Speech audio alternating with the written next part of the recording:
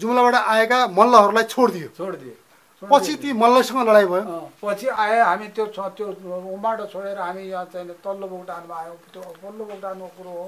हजुर त्यहाँ आइसकेपछि यहाँको भोरे टाउके राजा अब चाहिँ भनेदेखिलाई यो निङ्ल्याल हजुर भन्थे है। हजुर भनेको पाल राजाका वंशजहरू, पाल राजाका वंश उनका सन्तानहरू पछि बोकोटे रजबार भनेर चिनिए। ती त पछि पदले भए।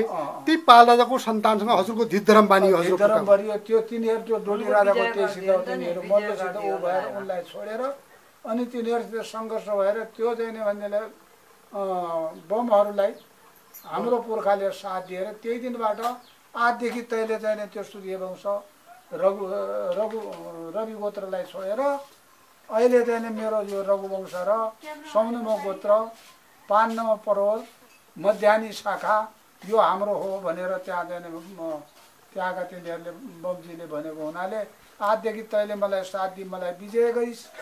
अब तर म दाजुभाइ भयौँ भनेर चाहिँ भन्दा ढिलमिल गरेर अहिले मैले सौनम गोत्र सौन गोत्र रघुवंश हजुरले त्याग गरिन्छ।